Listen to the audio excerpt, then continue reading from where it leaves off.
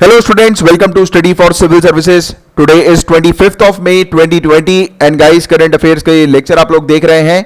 इस लेक्चर में हम लोग वेरियस सोर्सेज से न्यूज को कवर करते हैं, जैसे कि the Hindu, Indian express, times of India, live minute जैसे जो न्यूज़पेपर्स होते हैं उनकी न्यूज को कवर किया जाता है. पीआईबी की रिपोर्ट्स को डिस्कस करते हैं. राज्यसभा टेलीविजन में जो भी इंपॉर्टेंट न्यूज डिस्कशन डिबेट्स आती हैं उनको कवर करते हैं, प्लस वेरियस मैगजीन जैसे कि ईपीडब्ल्यू, डाउन टू अर्थ के भी आर्टिकल्स को डिस्कस करते हैं.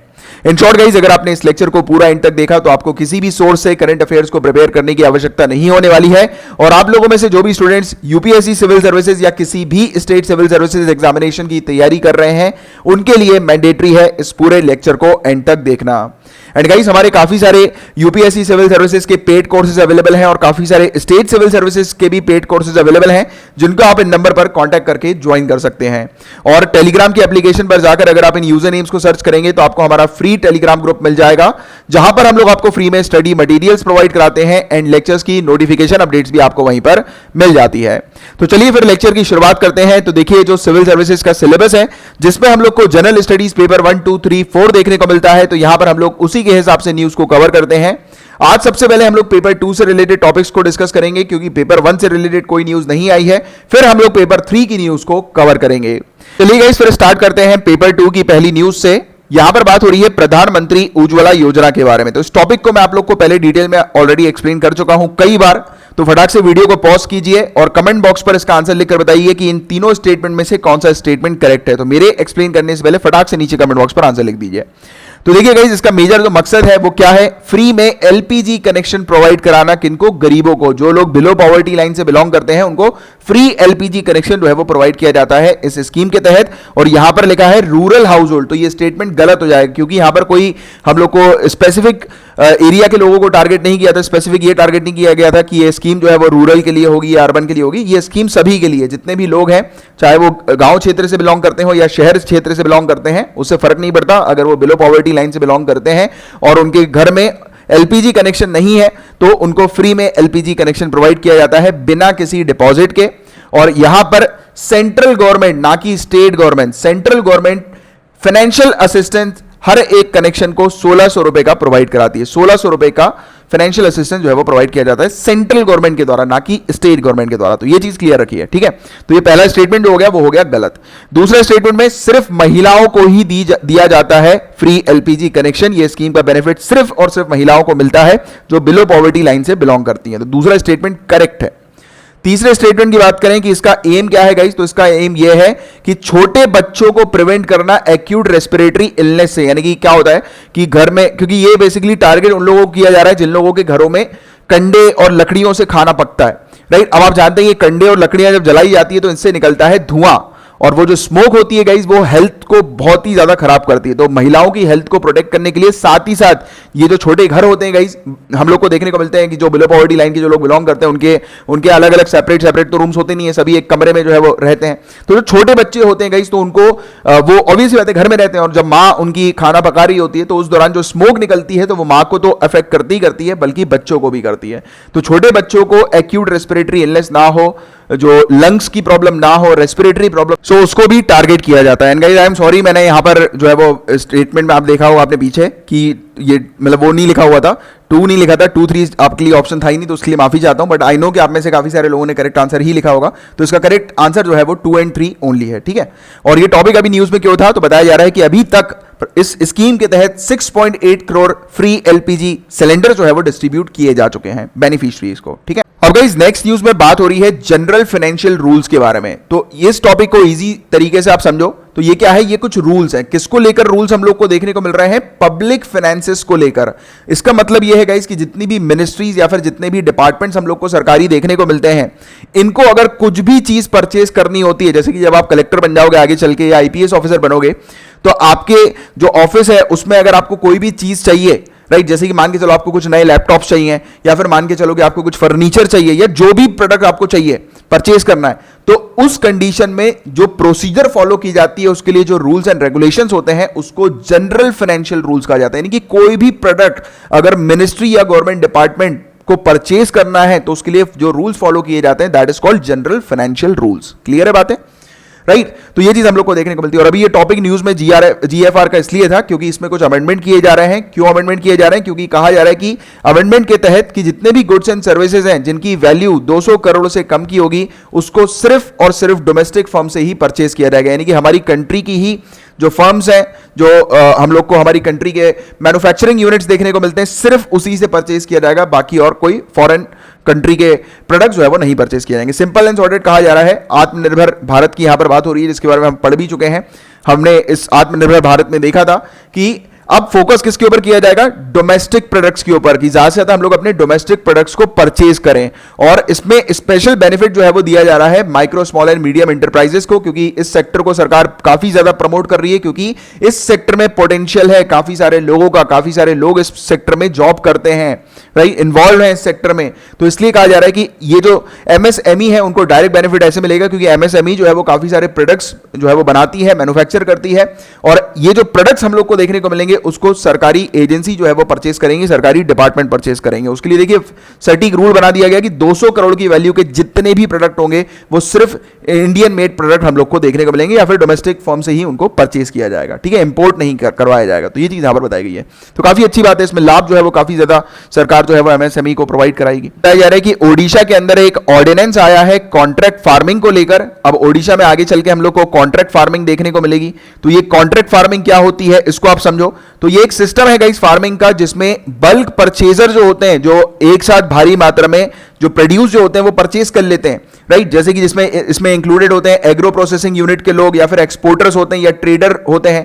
जैसे कि काफी सारी कंपनीज होती हैं जो कि एग्रीकल्चरल प्रोड्यूस को एक्सपोर्ट करती हैं, काफी सारे फूड प्रोसेसिंग यूनिट्स होते हैं जो कि एग्रीकल्चर प्रोड्यूस को परचेज करके उसकी प्रोसेसिंग करके जो पैक्ड फूड जो है वो बनाते हैं, जैसे कि जैम हो गए, सॉस हो गए, राइट। और इसके अलावा काफी सारे ऐसे भी लोग इन्वॉल्व होते हैं जैसे कि बिग बाजार टाइप के जो बड़े बड़े आउटलेट्स होते हैं ना, बिग बास्केट हो गया, बिग बाजार हो गया, इन लोग के अलग अलग आउटलेट्स पूरे इंडिया में हम लोग को देखने को मिलते हैं। तो ये क्या करते हैं, बल्क में माल परचेज कर लेते हैं, फिर अपने अपने रिटेल आउटलेट्स तक माल जो है वो पहुंचा देते हैं, फिर वहां से उनके रिटेल आउटलेट से ये माल जो है वो बिकता है। तो ऐसी चीज होती है। तो जितने भी बड़े परचेजर होते हैं वो क्या करते हैं, किसानों के साथ, फार्मर्स के साथ एक कॉन्ट्रैक्ट करते हैं। इसमें एक फार्मर भी हो सकता है, एक फार्मर की बहुत बड़ी जमीन भी हो सकती है, या फिर एक मतलब फार्मर की एक कम्युनिटी हो सकती है, जैसे कि एक पूरा का पूरा गांव मान लो आप, इतनी बड़ी चीज होती है यहां पर। तो इसमें ये कॉन्ट्रैक्ट में हम लोग को क्या देखने को मिलता है कि जैसे कि 2-3 किसान हैं, इन्होंने मिलकर जो एक बल्क परचेजर उससे कॉन्ट्रैक्ट कर लिया, और कॉन्ट्रैक्ट में पहले से प्राइस जो है वो डिसाइड की जाती है कि इनके जो खेती जब होगी और उससे जो भी प्रोड्यूस निकलेगा एग्रीकल्चर प्रोड्यूस, तो उसकी प्राइस जो होगी वो सामने वाला व्यक्ति इतना देगा, यानी कि पहले से ही प्री एग्रीड प्राइस इसमें हम लोग को देखने को मिलती है एग्रीकल्चरल कमोडिटी की। और इसमें किसान बाउंड रहता है कि वो अपने प्रोड्यूस जो होते हैं वो सिर्फ इसी कॉन्ट्रैक्टर जो भी, यानी कि जिसने भी कॉन्ट्रैक्ट ये जो है वो साइन किया होगा, तो सिर्फ उसी को ही जो है वो सेल करेगा, और जो भी कॉन्ट्रैक्टर जो होते हैं या स्पॉन्सर जो होते हैं वो पैसे जो है वो किसानों को दे देते हैं उनके हिसाब से, जो भी प्राइस जो है वो पहले से डिसाइड होती है। क्लियर है यहाँ पे बात है? तो एंड गाइस शायद आप लोग के दिमाग में एक क्वेश्चन भी आया होगा कि सर ये कॉन्ट्रैक्ट फार्मिंग से तो किसानों का नुकसान भी हो सकता है, किसानों की जमीन जो है वो उनसे हड़पी जा सकती है, क्योंकि आप लोगों ने मॉडर्न इंडियन हिस्ट्री पढ़ी अच्छे से, आपको पता होगा कि पहले के टाइम पर इसी प्रकार की हरकतें होती थी मनी लेंडर्स के द्वारा।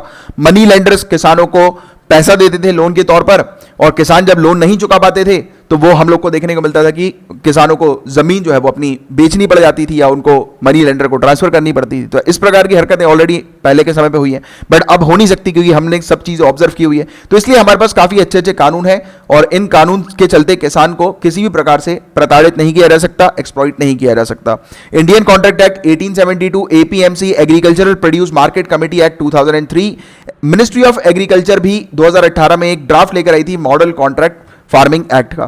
तो ये अच्छे हमारे पास कानून हम लोग को देखने को मिलते हैं जो कि इस प्रकार के कॉन्ट्रैक्ट कि जो इलीगल चीज हम लोग को देखने को मिलती है, फ्रॉड्स वगैरह हम लोग को देखने को मिलते हैं, तो उसको रोकने के लिए ये कानून जो है वो बनाए गए हैं। ठीक है, तो ये चीज हमारे बताई गई। और ओडिशा के अंदर जो ऑर्डिनेंस आया है उसमें हम लोग को क्या क्या चीजें देखने को मिल रही है। पहली बात तो करी है एग्रीमेंट के बारे में, कॉन्ट्रैक्ट का एग्रीमेंट किसके बीच में होगा, तो स्पॉन्सर के बीच में और प्रोड्यूसर के बीच में होगा, यानी कि फार्मर के बीच में और कॉन्ट्रैक्टर के बीच में हम लोग को देखने को मिलेगा। ठीक है, और इसमें बताया गया है कि जो लोन्स और एडवांसेस जो है वो स्पॉन्सर के द्वारा दिए जाएंगे, यानी कि कहा गया कि काम शुरू होने से पहले किसान जो है वो खेती अपनी चालू करे उससे पहले ही जो कॉन्ट्रैक्टर कॉन्ट्रैक्ट करते समय किसानों को एडवांस जो है वो दे देगा, यानी कि जो भी उसका बीच में जो भी एग्रीमेंट हुआ होगा उसके हिसाब से कि उनको इतना फलाना कुंटल जो है वो आपका गेहूं चाहिए या राइस चाहिए, जो भी प्रोड्यूस चाहिए, ठीक है, उसके अकॉर्डिंग हम लोग को देखने को मिलेगा। ठीक है, एडवांस जो है वो दे दिया जाएगा। या फिर अगर किसान को कुछ पैसों की रिक्वायरमेंट हो तो किसान स्पॉन्सर से पैसे ले सकता है लोन के तौर पर। अब यहां पर ये बताया गया कि लोन जो होगा, अब यहां पर चीज आप समझना तो आपको क्लियर होगा कि ये कॉन्ट्रैक्ट फार्मिंग के अंदर हम लोग को देखने को मिलता है कि किसानों को एक्सप्लॉइट किया ही नहीं जा सकता।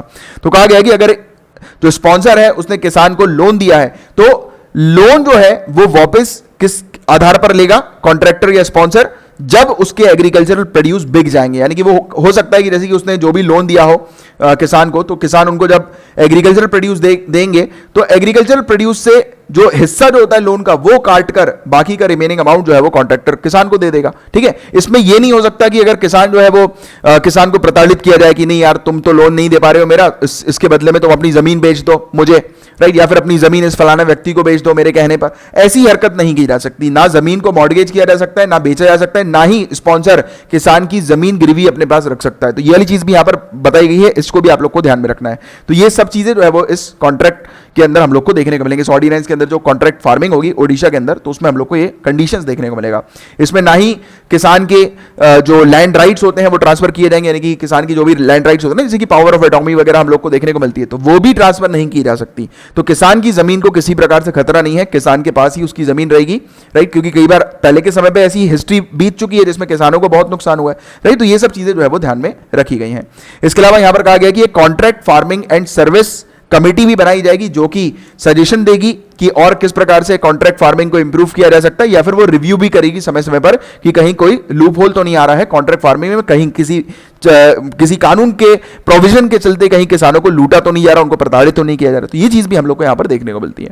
ठीक है, तो ये वाली चीज आप लोग को याद रखनी है। और गवर्नमेंट के डिसाइडेड रेट के नीचे तो ऑब्वियस ही बात है कि कॉन्ट्रैक्टर जो है वो किसानों के साथ डील कर ही नहीं सकता। एक मिनिमम अमाउंट तो किसानों को प्रोवाइड किया जाएगा उनके प्रोड्यूस का, और फिर वो कॉन्ट्रैक्ट के ऊपर डिपेंड करता है कि कितना अच्छी डील जो है वो किसान प्रोड्यूसर के साथ कर पाए। ठीक है, तो ये चीज यहां पर बताई गई है। और देखिए एग्रीकल्चर सेक्टर को बहुत ज्यादा प्रमोट किया जा रहा है, मैं आपको बताया भी था इकोनॉमिक स्टिमुलस पैकेज में हम लोगों ने डिस्कस किया। तो कंटिन्यूअसली आपको काफी सारे अपडेट जो है वो इकोनॉमिक स्टिमुलस पैकेज के मिलते रहेंगे। अब देखो स्पेसिफिक अपडेट नहीं मिलेंगे, बट आपको उससे रिलेशन जो है वो बना के चलना पड़ेगा। जैसे कि कॉन्ट्रैक्ट फार्मिंग में आप रिलेशन बनाओ कि एग्रीकल्चर सेक्टर के लिए जो आज की डेट में हम लोग को चीजें देखने को मिल रही है वो कहीं ना कहीं इससे रिलेटेड भी बताई जा रही है।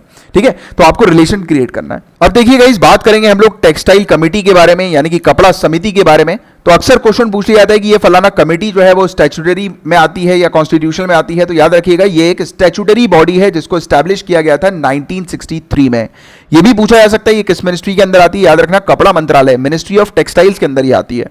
इस कमेटी का काम क्या होता है गाइस? तो जितने भी कपड़े हमारी कंट्री के अंदर होते हैं, चाहे वो हमारे कंजम्पशन के लिए हो, यानी कि हमारे पहनने के लिए हो, हमारे देशवासियों के द्वारा पहनने के लिए हो, या फिर एक्सपोर्ट करने के पर्पस के लिए हो, तो जितने भी कपड़े हमारी कंट्री में बनाए जाते हैं, राइट, या फिर हमारी कंट्री की जितने भी कपड़े वाली जो मशीनरीज होती हैं, तो उसकी क्वालिटी को चेक करने का काम इस कमेटी का होता है। ये वाली चीज आपको याद रखनी है।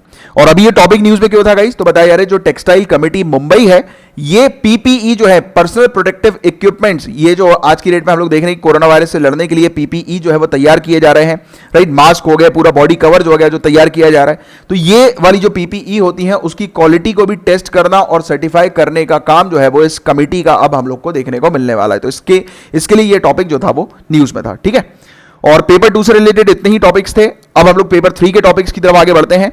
यहां पर बात हो रही है कॉयर जियो टेक्सटाइल के बारे में। तो ये कॉयर जियो टेक्सटाइल क्या होता है गाइस? देखो आप ये इस प्रकार का आपको जो कपड़ा दिखाई दे रहा है, क्योंकि टेक्सटाइल का मतलब क्या होता है? टेक्सटाइल का मतलब कपड़ा होता है, राइट। तो ये इस प्रकार की चीज, जैसे जो भूसा होता है ना, जो रस्सी आपने देखी होगी, इस प्रकार की रस्सी भी होती है, बोरे होते हैं, राइट। तो ऐसे जो कपड़े होते हैं जो ये कॉयर से बनते हैं, तो उसको जो है वो कॉयर जियो टेक्सटाइल कहा जाता है। ठीक है, इस प्रकार के कपड़े, इस प्रकार की चीज। और ये कॉयर काय से बनता है गाइस? तो ये कॉयर आप देखो, नारियल आपने देखा होगा, नारियल को जब आपने कभी छीला होगा नारियल को, तो उसके ऊपर से जो चीज निकलती है उसी से ही रस्सी बनती है, और उसी से ही इस प्रकार के बोरे और ये सब चीजें हम लोग को देखने को मिलती है जो बनता है। ठीक है, जो जूट बैग्स वगैरह जिसको हम लोग बोलते हैं ना, वो यही चीज है। ठीक है, तो इसी से ये कपड़ा जो है वो बनाया जाता है इस प्रकार का।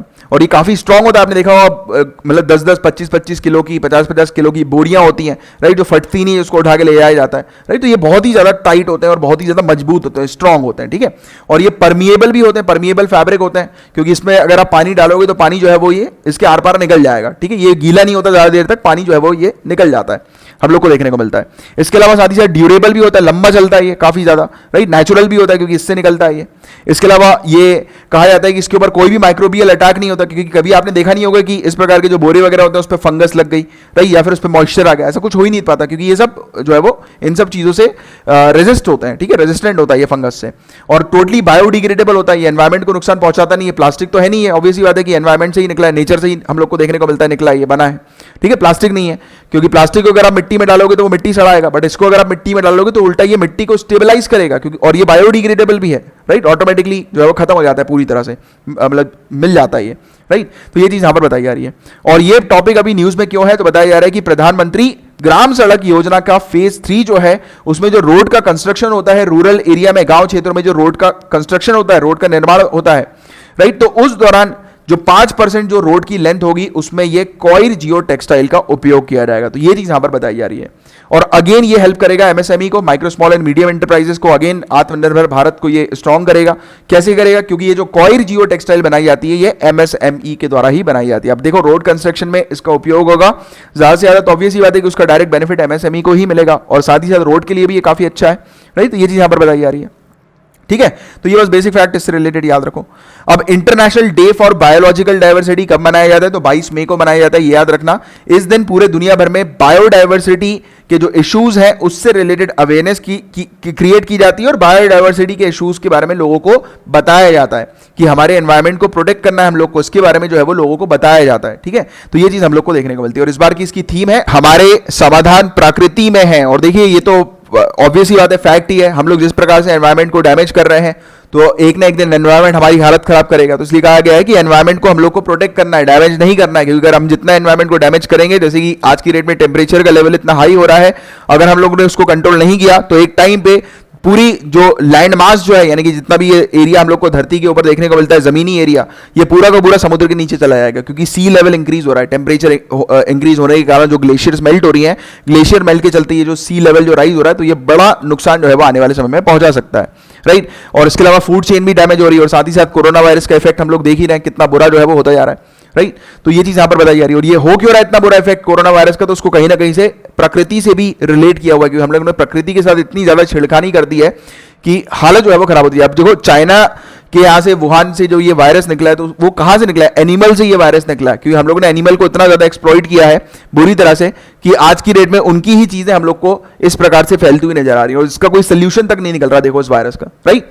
तो ये चीज यहां पर बताई जा रही है। तो ये इससे बायोडाइवर्सिटी के जितने भी इश्यूज हैं उसको समझने के लिए और उससे रिलेटेड लोगों के बीच में अवेयरनेस क्रिएट करने के लिए ये international day for biological diversity मनाया जाता है। और देखिए गाइज, ये हम लोग को देखने को मिलता है कि ये जो रेजोल्यूशन जो अडॉप्ट किया गया था, ये 1992 में अडॉप्ट किया गया था इस दिन को सेलिब्रेट करने के लिए, और उस समय मतलब 1993 से लेकर सन 2000 तक हम लोग को देखने को मिलता था कि दिसंबर 29 को जो है ये मनाया जाता है, ये वाला दिवस, international day for biological diversity. But फिर बाद में चल के ये जो है वो फिर 22 मई को जो है वो मनाना इसका शुरू कर दिया। अब ये पहले 29 दिसंबर को क्यों मनाया जाता था, पहले ये समझ लो आप। तो कहा गया है कि इस दिन एक कन्वेंशन जो है वो हम लोग को बायोलॉजिकल डाइवर्सिटी का देखने को मिला था, जो कि लागू हो गया था 29 दिसंबर को, और उसके बाद में इसको 22 मई पर इसलिए शिफ्ट कर दिया गया क्योंकि 22 मई जो था ये कन्वेंशन का दिन था, जिस दिन हम लोगों ने रियो अर्थ समिट के कन्वेंशन को अडॉप्ट किया था, या फिर पृथ्वी सम्मेलन जो है, अर्थ समिट है, उसके कन्वेंशन जो है उसको हम लोगों ने अडॉप्ट कर दिया था 22 मई को। तो इसलिए ये डेट जो है वो 29 दिसंबर से शिफ्ट होकर 22 मई पर हो गई है।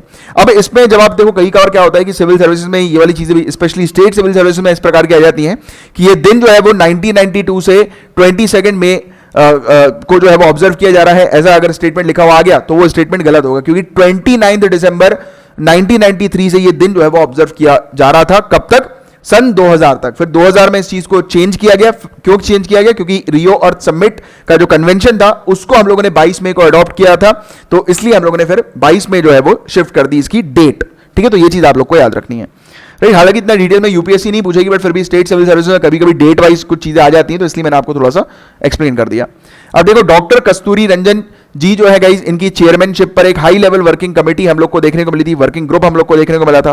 तो आपसे क्वेश्चन पूछा जा सकता है कि कस्तूरी रंजन कमेटी जो है वो किससे रिलेटेड है? तो आपको पता होना चाहिए गाइज कि वेस्टर्न घाट्स में बायोडायवर्सिटी को कंजर्व करने और प्रोटेक्ट करने से रिलेटेड ये कमेटी हम लोग को देखने को मिली थी। इसके बारे में, कमेटी के बारे में और आगे हम लोग बात करेंगे थोड़ी।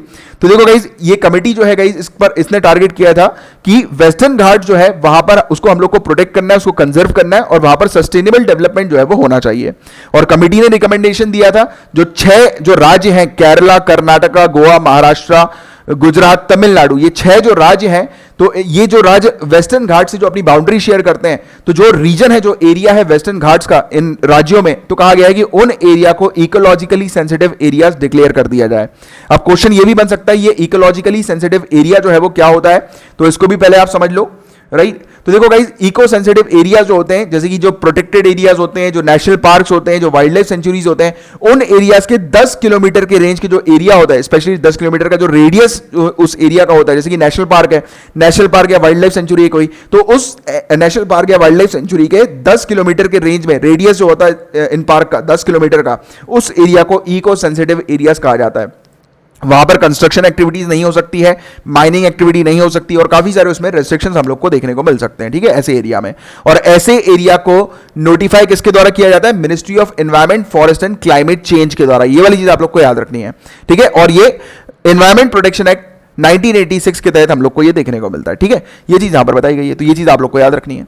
इसके अलावा गाइस रिकमेंडेशंस की अगर हम लोग बात करें कि कस्तूरी रंजन कमेटी ने क्या क्या रिकमेंडेशंस दिए हैं, और तो कहा गया है कि ऐसे जो एरियाज जो होते हैं इको सेंसिटिव एरियाज, वहां पर माइनिंग नहीं होगी, माइनिंग को बैन किया जाता है, क्वेरिंग नहीं होगी और ना ही सैंड माइनिंग उस जगह पर होगी। यानी कि इस प्रकार की जो एक्टिविटीज मैंने आपको थोड़ी देर पहले बताया था, तो उसको बैन किया जाना है, उसका रिकमेंडेशन कस्तूरी रंजन कमेटी ने दिया था।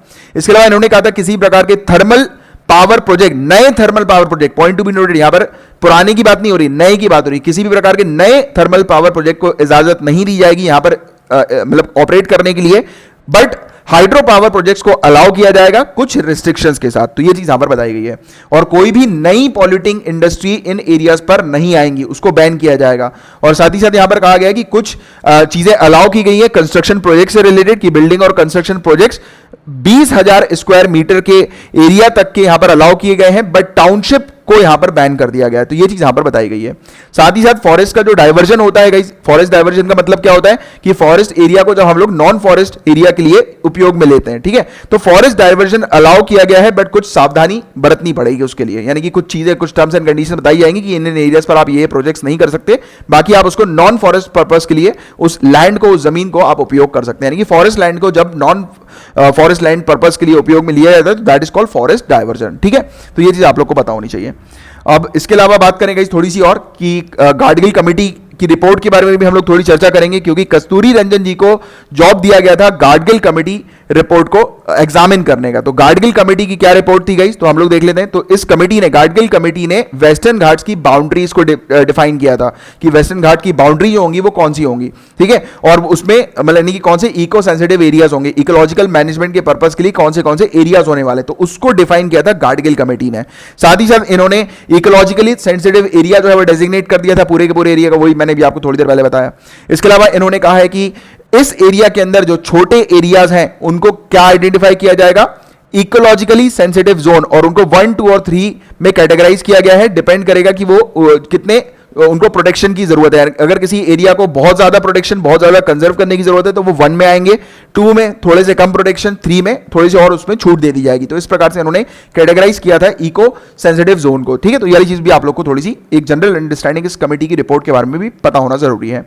इसके अलावा इन्होंने एरिया जो है उसको 2200 ग्रिड में डिवाइड कर दिया था और कहा गया था कि इसका जो 75% जो एरिया होगा वो इको सेंसिटिव 1 या फिर इको सेंसिटिव जोन 2 में हम लोग को देखने को मिलेगा, जिसको ऑलरेडी वाइल्ड लाइफ सेंचुरी और नेशनल पार्क जो हम लोग को देखने को मिलते हैं या फिर नेचुरल पार्क जो हम लोग को देखने को मिलते हैं, तो उसमें बेसिकली ये एग्जिस्ट करते हैं, ठीक है। तो ये चीज यहां पर बताई गई है।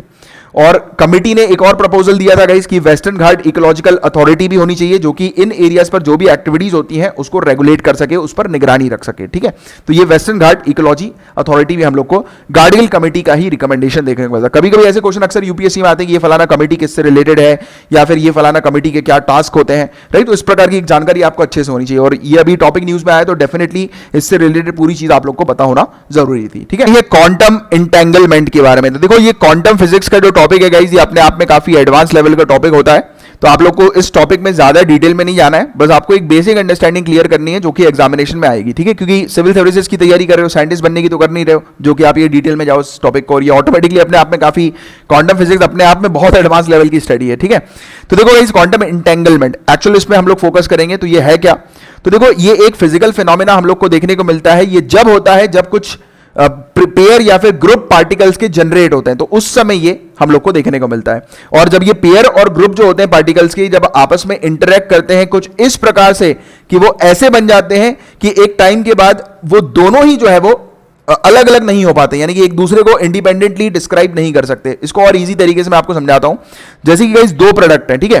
दो प्रोडक्ट जब आपस में, प्रोडक्ट नहीं बोलेंगे इसको, इलेक्ट्रॉन्स बोलते हैं हालांकि, बट आपको इजी तरीके से समझाने के लिए मैं बता रहा हूं कि जब दो प्रोडक्ट्स आपस में एक साथ इकट्ठे होते हैं, ठीक है, तो वो इस प्रकार से अपना रिलेशन बना लेते हैं कि एक प्रोडक्ट जो होता है वो इतना ज्यादा घुल मिल जाता है दूसरे प्रोडक्ट के साथ कि वो अटैच हो जाता है एक दूसरे के साथ, ठीक है। इस प्रकार से अटैच होता है कि बाद में अगर वो दुनिया के किसी भी कोने में हो तो उन दोनों के बीच में जो रिलेशन है वो हमेशा डेवलप्ड रहेगा, हमेशा उन दोनों के बीच में जो रिलेशन है वो बना रहेगा। जैसे कि मान के चलो कि इसको अगर आप इसके सर पे छूते हो तो इसके पैर में जो है वो सेंसेशन होगा। ये उल्टा क्यों हो रहा है तो वो मैं अभी आगे चल के आपको समझाऊंगा, क्योंकि वो क्वांटम फिजिक्स के अंदर जो रिलेशन जो होता है वो हम लोग को उल्टा नजर आता है, उल्टा देखने को मिलता है। वो उनके इलेक्ट्रॉन्स के स्पिन करने के नेचर पर हम लोग को इसका रिलेशन जो है वो देखने को मिलता है। तो सिंपल बस याद रखो कि ऐसा रिलेशन क्रिएट होता है कि दो जब इलेक्ट्रॉन आपस में एक साथ जब इंटरैक्ट करते हैं और इतना ज्यादा घुल मिल जाते हैं एक टाइम पे एक दूसरे के पास आकर कि बाद में अगर उनको कहीं दूर भेज दिया जाए, किसी भी दुनिया में या फिर किसी भी यूनिवर्स में कहीं पर भी इनको भेज दिया जाए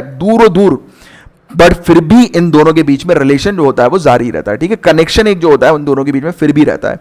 आप अगर इसको छेड़ोगे या फिर आप अगर इसकी प्रॉपर्टी को समझने की कोशिश करोगे तो आपको उसकी प्रॉपर्टी भी समझ में आ जाएगी, राइट। तो ये इस प्रकार का एक अद्भुत रिलेशन हम लोग को देखने को मिलता है। इवन अल्बर्ट आइंस्टाइन ने तो इस रिलेशन को भूतिया बोल दिया था कि ये तो भूत है, भूतिया रिलेशन है, ठीक है। तो ये चीज हम लोग को देखने को मिली थी, राइट। वो आगे चल के मैं आपको बताऊंगा अल्बर्ट आइंस्टाइन के बारे में भी कुछ चीज है, ठीक है। तो बस ये एक सिंपल चीज आप याद रखो। अब जैसे आप लोगों ने सुना होगा कि इस दुनिया में काफी सारे डायमेंशंस होते हैं, काफी सारे वर्ल्ड होते हैं, जैसे कि आप देखते होंगे ना कुत्ते जो होते हैं उनको भूत दिख जाते हैं, राइट। और साइंटिस्ट लोग जो होते हैं और कई सारे साइंटिस्ट जो पैरानॉर्मल एक्टिविटीज में जो रिसर्च करते हैं, काम करते हैं, तो उनका भी कहना होता है कि ये दुनिया जो है, जिस दुनिया में हम लोग रह रहे हैं, तो इस दुनिया में भी और भी अलग अलग डायमेंशंस हैं जिसको हम लोग देख नहीं पाते, बट जो है वो दूसरे स्पीसीज वगैरह जो है वो देख सकते हैं, उनके पास कुछ ऐसी पावर होती है, ठीक है, जो हम लोग नहीं देख पाते, हम लोग ऑब्जर्व नहीं कर पाते। तो ऐसी ही जो डायमेंशन, जैसे कि हम लोग बोलते हैं ना कि जो चीज मतलब हम लोग को अगर किसी जगह पर कुछ दिखाई नहीं दे रहा, कुछ खाली है, बट फिर भी वहां पर बहुत कुछ चीजें होती है। जैसे कि हम लोग साइंटिफिक जो नॉर्मल जो हम लोग को जनरल साइंटिफिक चीजें जो हम लोग को देखने को मिलती है वो क्या बोलती हैं कि अगर किसी जगह पर मैटर नहीं है तो वो जगह खाली है, राइट। बट यहां पर क्वांटम फिजिक्स के अंदर हम लोग को देखने को मिलता है कि इस दुनिया में क्या, इस पूरे यूनिवर्स में कोई भी ऐसी जगह नहीं है जो खाली है। इसके एग्जांपल के तौर पर समझाते हैं वो लोग कि जैसे कि जब चुंबक हम लोग देखते हैं, ठीक है, कोई एक मैग्नेट है, तो अगर आप मैग्नेट के अपोजिट साइड को अगर एक दूसरे यानी कि अपोजिट पोल जो होते हैं मैग्नेट के, उसको अगर आप अटैच करने की कोशिश करो तो अटैच नहीं होंगे, वो दूर भागेंगे एक दूसरे से। ऐसा आपने देखा होगा, कई बार खेला भी होगा आपने मैग्नेट को एक दूसरे के पीछे भगा के, कि आप उसके सामने लेके जा रहे हो, वो दूर दूर भाग रहा है, वो चिपक नहीं रहा है, क्योंकि मैग्नेट की प्रॉपर्टी क्या होती है, चिपक नहीं होती। बट अगर आप उसको अपोजिट पोल से के पास उसको लेकर जाओ आप, तो वो जो है वो दूर भागेगा, है ना। ये चीज आपने देखी होगी। तो ऐसा जब ये दूर भागता है तो आपने देखा होगा कि उसके बीच में स्पेस होता है, क्योंकि अगर वाकई में इस जगह पर कुछ नहीं होता तो ऑब्वियस ही बात है कि ये जो है वो आपस में एक दूसरे के दूर भागते नहीं, क्योंकि यहां पर कोई ना कोई तो फोर्स है, राइट, जो कि इसको दूर भेज रहा है।